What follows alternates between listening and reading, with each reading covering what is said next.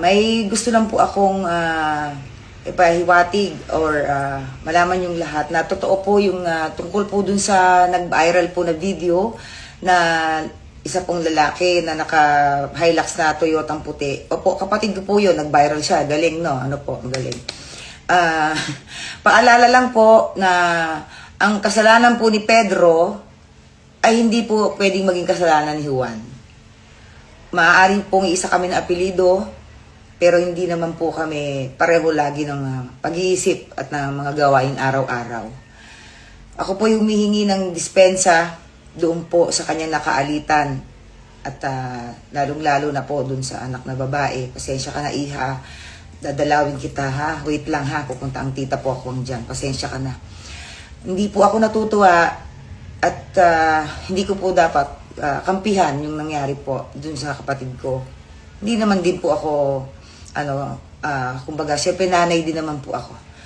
Pero lagi po natin iisipin na laging may other side of story. Pero sige po, sa amin na lang po iyon. And humihingi po ako ulit ng kapatawaran dun sa mag-ama.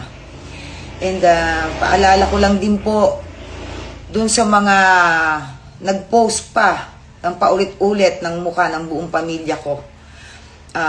May tinatawag po tayong cyberbullying and cyber libel. No po, may mga and gusto ko muna pasalamatan pala yung mayor namin, Mayor Junjun Inares. Maraming salamat po sa pag-ayos ng problema and pasensya na rin po kayo. Hingi po din po ng paumanhin po sa aming mayor.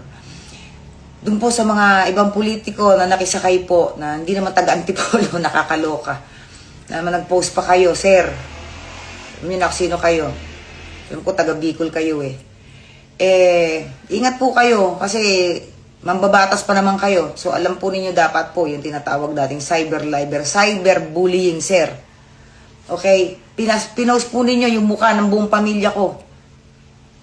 Kapatid, isa lang po ang may kasalanan, pero buong mukha na. Yung asam po, yung privacy, yung protection po ng pamilya ko. Hindi po ako kumakampi sa kapatid ko, pero sana, nag-iingat po kayo sa mga post ninyo, sa mga comment ninyo. Again, dun po sa nakaalitan, pasensya na po kayo sa ginawa ng kapatid ko. Maraming salamat po.